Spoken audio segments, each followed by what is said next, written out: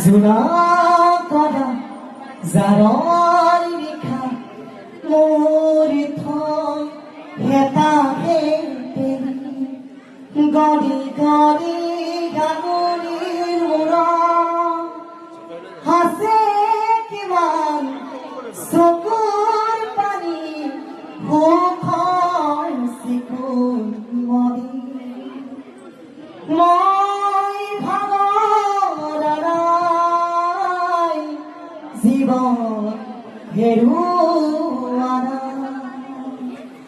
মই ভাগৰাই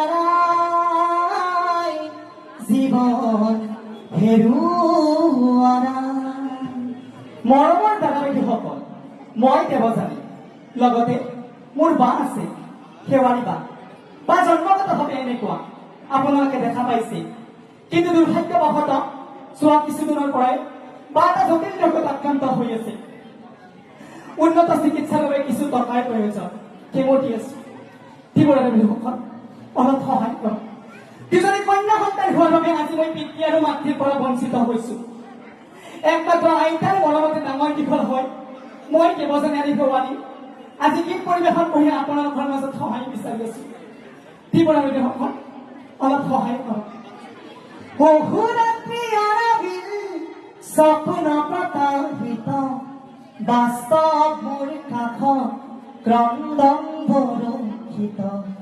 আগত গুৰুজন দিবা সপন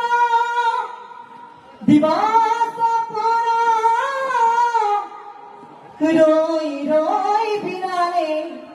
নিশায়ে বিনালে ৰাতিপুৱা বলে কিমান পণ ডাঙৰে ডাঙৰে বাইদেউসকল আৰু আজি ইয়াত উপস্থিত থকা প্ৰত্যেকজন পিতৃ মাতৃৰ মোৰ এটাই অনুৰোধ সন্তান জন্ম দিয়ক কিন্তু ল'ৰা ছোৱালী বিচাৰ কৰি নহয় আজি দুজনীকৈ কন্যা সন্তান হোৱাৰ বাবে এই যন্ত্ৰণাত ভুগি আছে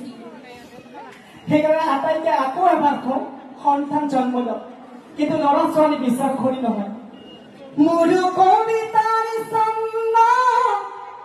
গানৰ সুৰ বুজিবা তুমি সেইদিন যিদিন মই নাথাকিম যাৰা তোমাৰ প্ৰিয় গীত গাবলে